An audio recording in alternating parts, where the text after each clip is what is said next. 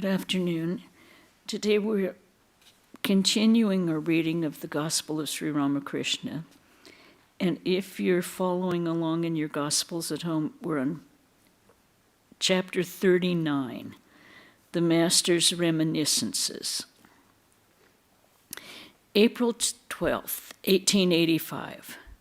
Sri Ramakrishna was sitting with the devotees in Balaram's drawing room in Kolkata. M arrived at 3 o'clock. Girish, Balaram, the younger Narayan, Paltu, Dvija, Purna, Mahendra Mukherjee, and many other devotees were there. Shortly, Trilokya Sanyal, Jaigopal Sen, and other members of the Brahmo Samaj arrived. Many women devotees were present also, seated behind a screen. Among them was Mohini's wife, who had almost gone insane on account of her son's death.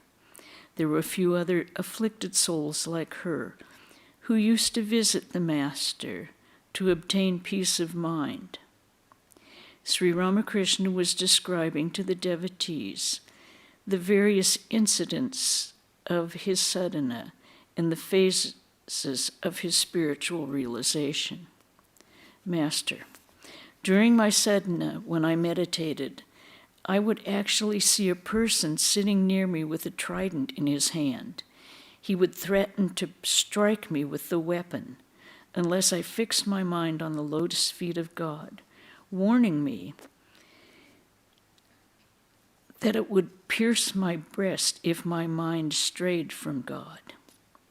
The Divine Mother would put me in such a state that sometimes my mind would come down from the Nitya to the Leela, and sometimes go up from the Leela to the Nitya. Sometimes, when the mind ascended to the Leela, I would meditate day and night on Sita and Rama. At those times, I would constantly behold the forms of Sita and Rama. Ramlala was my constant companion. Sometimes I would bathe him and sometimes feed him. And there's a footnote here. This was a metal image of the boy Rama, given to Sri Ramakrishna during his sadhana by a Vaishnava saint. Again, I used to be absorbed in the ideal of Radha and Krishna and would constantly see their forms. Or again, I would be absorbed in Gauranga. He's the harmonization of two ideals, the Purusha and the Prakriti. At some times, I would also see the form of Gauranga. Then a change came over me. The mind left the plane of the Leela and ascended to the Nitya. I found no distinction between the sacred Tulsi and the ordinary Sajina plant.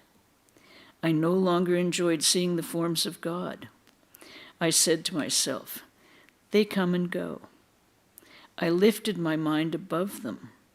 I removed all the pictures of gods and goddesses from my room and began to meditate on the primal Purusha, the indivisible Satchidananda, regarding myself as his handmaid. I practiced all sorts of sadhana. There were 3 classes of sadhana: sattvic, rajasic, and tamasic. In the sattvic sadhana, the devotee calls on the Lord with great longing or simply repeats his name. He doesn't seek any result in return. The rajasic sadhana prescribes many rituals: purusharna, pilgrimage, panchatapa, worship with 16 articles, and so forth. The tamasic sadhana is a worship of God with the help of tamas. The attitude of a tamasic devotee is this: Hail, Kali, what wilt thou not reveal thyself to me? If not, I will cut my throat with a knife. In this discipline, one does not observe a conventional purity. It is like some of the disciplines prescribed by the Tantra. During my sadhana period, I had all kinds of amazing visions. I distinctly perceived the communion of Atman. A person exactly resembling me entered my body and began to commune with each one of the 6 lotuses. The petals of these lotuses had been closed, but as each of them experienced the communion, the drooping flower bloomed and turned itself upward. Thus blossomed forth the lotuses at the center of the Muladhara, Swadhisthana, Anahata, Vishuddha, Agnya, and Sahasra. The drooping flowers turned upward. I perceived all these things directly. When I meditated during my sadhana, I used to think of the unflickering flame of a lamp set in a windless place. In deep meditation, a man is not at all conscious of the outer world. A hunter was aiming at a bird. A bridal procession passed along beside him, with the groom's relatives and friends, music, carriages, and horses. It took a long time for the procession to pass the hunter, but he was not at all conscious of it. He did not know that the bridegroom had gone by. A man was angling in a lake all by himself. After a long while, the float began to move. Now and then, its tip touched the water.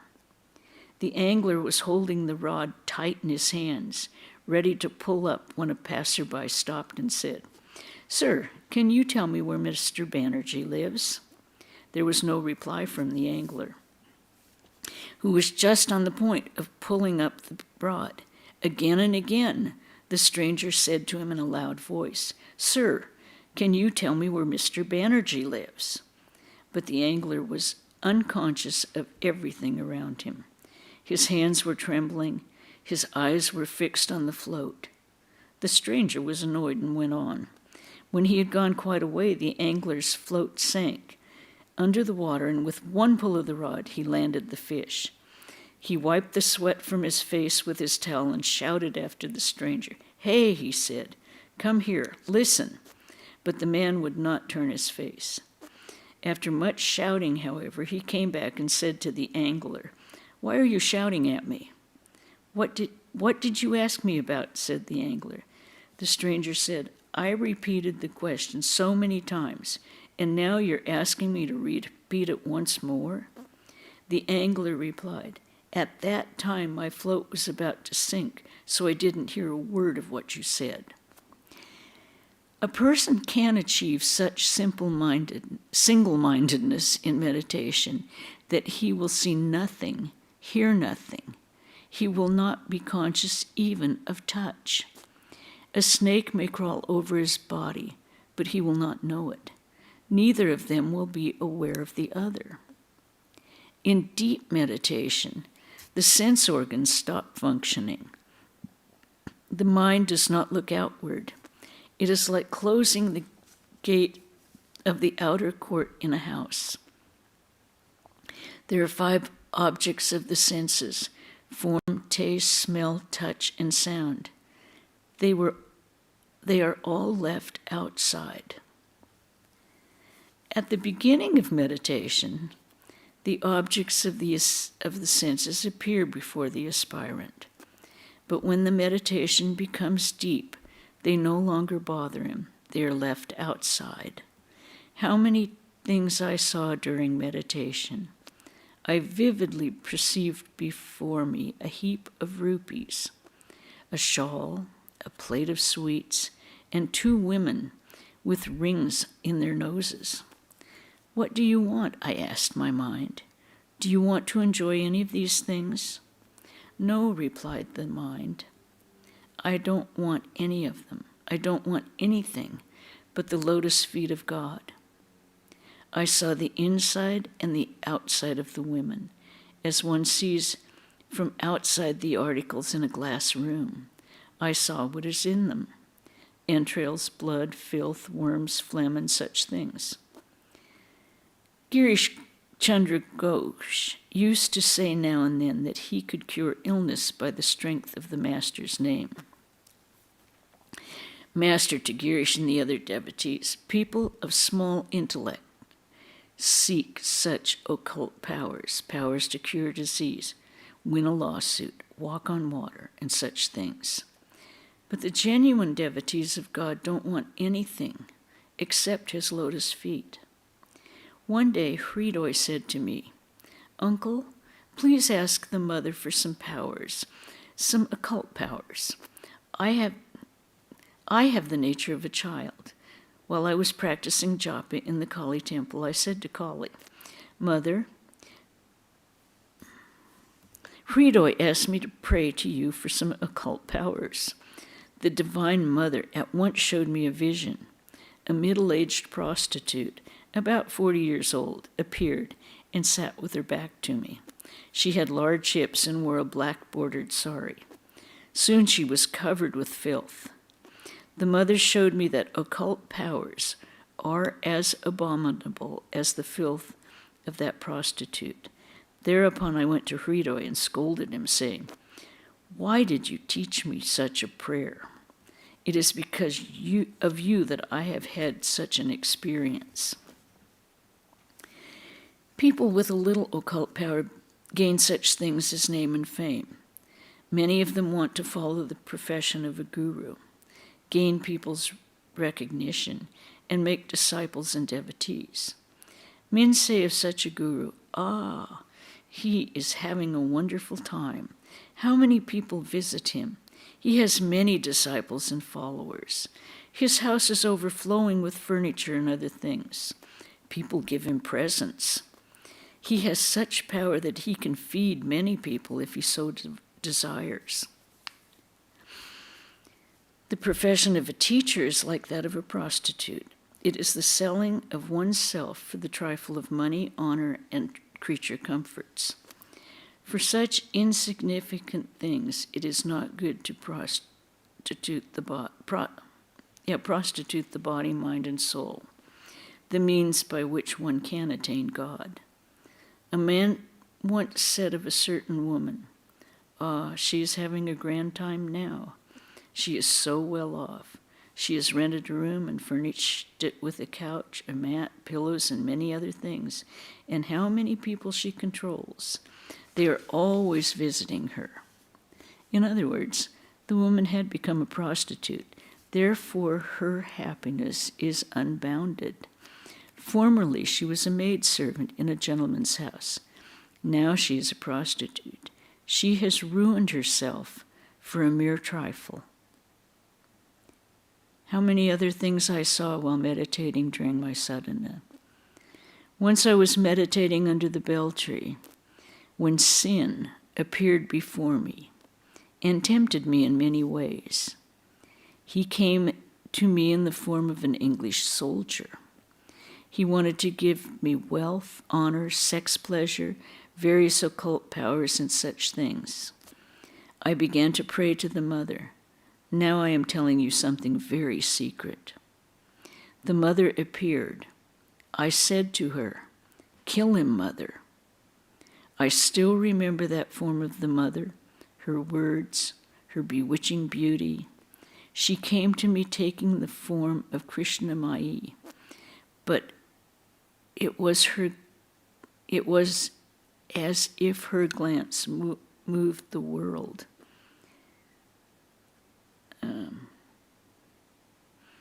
Krishna Mai was the younger daughter of Balaram Bose. Sri Ramakrishna became silent. Resuming his reminiscences, he said, "How many other visions I saw, but I'm not permitted to tell them. Someone is shutting my mouth as if it were I used to, as it were." Excuse me, my glasses are giving me a little problem with the periods. I'm not permitted to tell them. Someone is shutting my mouth, as it were. I used to find no distinction between the sacred tulsi and the insignificant sajina leaf. The feeling of distinction was entirely destroyed. Once I was meditating under the banyan when I was shown a Mussulman with a long beard. He came to me with rice in an earthen plate. He fed some other Mussulmans with the rice and also gave me a few grains to eat. The mother showed me that there exists only one and not two. He alone has become the world and his living beings. Again, it is not he who has become food. The footnote on that, the Muslim, that it's speculated that it was perhaps the vision of Muhammad, but that's speculation, I think, on M's part. To Girish, M, and the others, I have the nature of a child. Hrido used to say to me, "Uncle, ask the mother for some occult powers."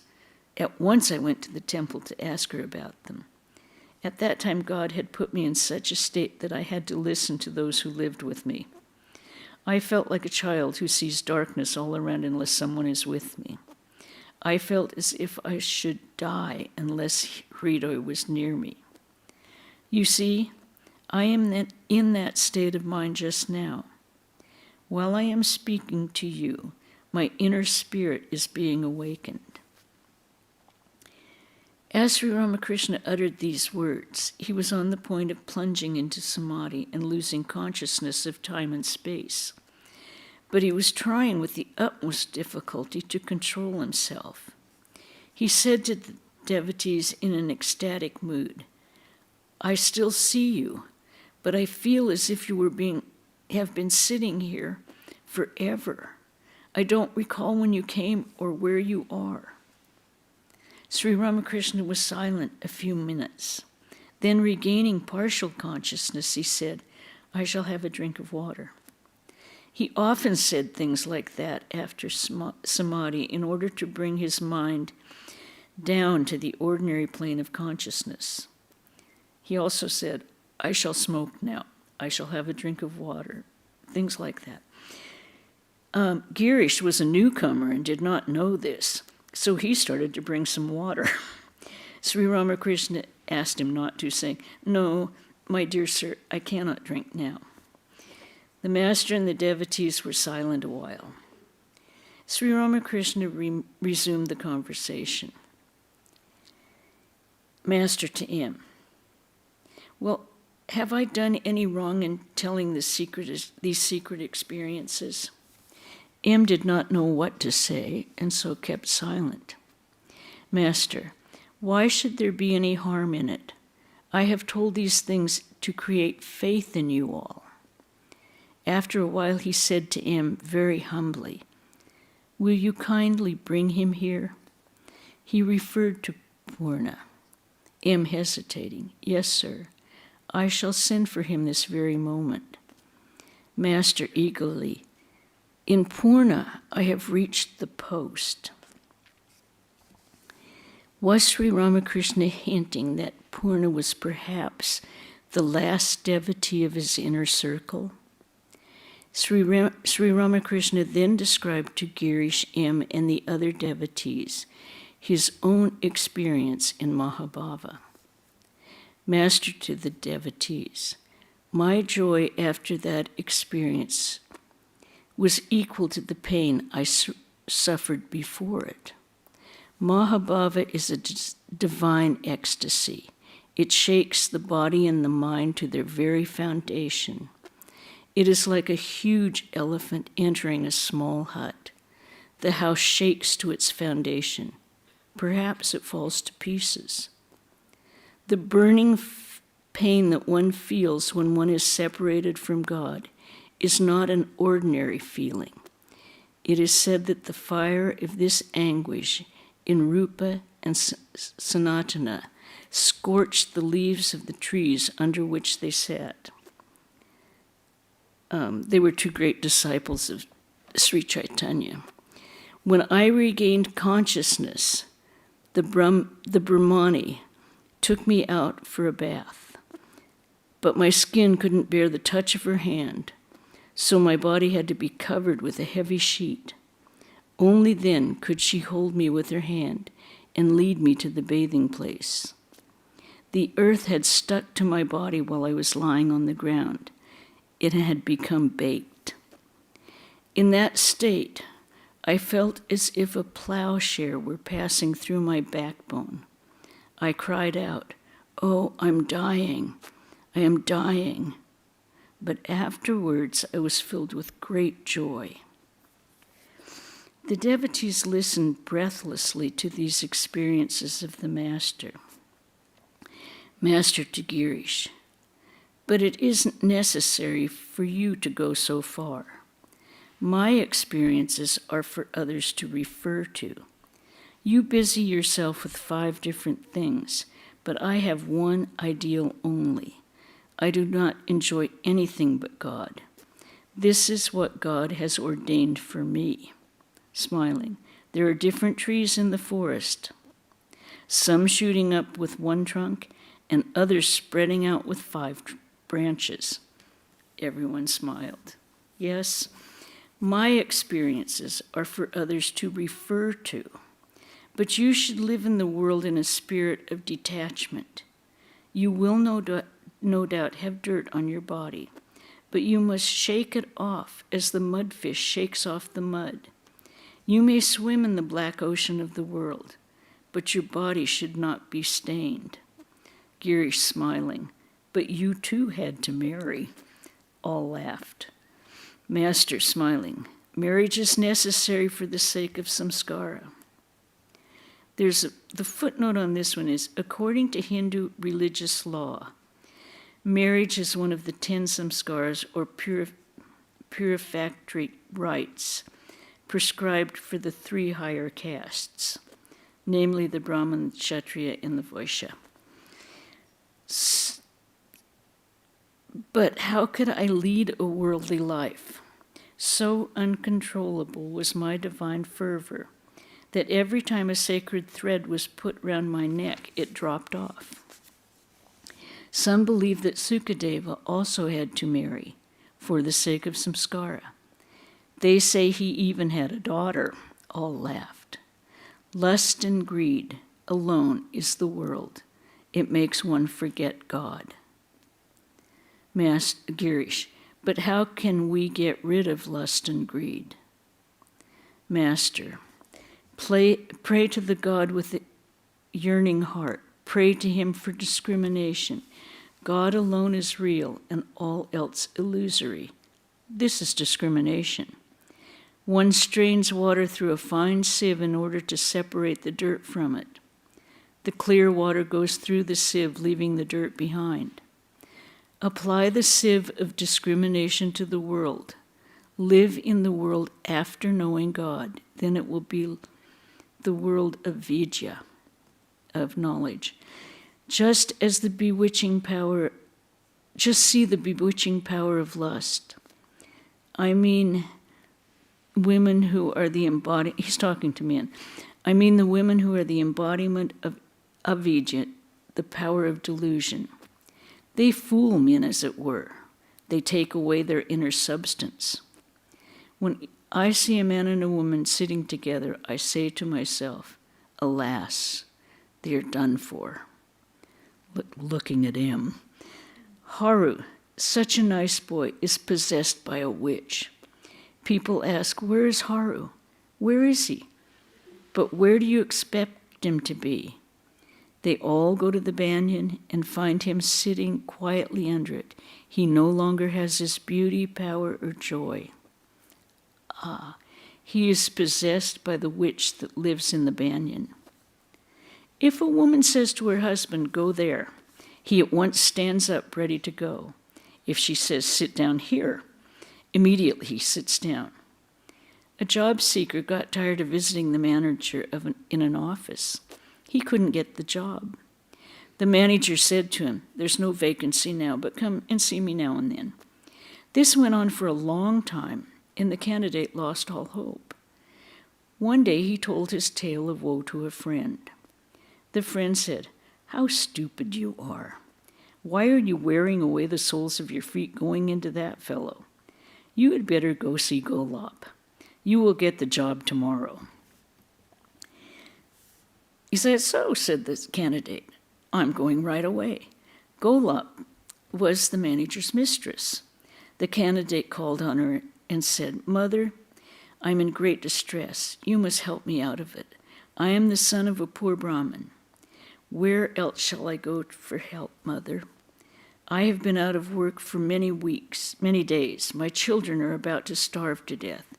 I can get a job if you but say the word. Golab said to him, Child, whom should I speak to? She said to herself, the poor Brahmin, he has been suffering so much.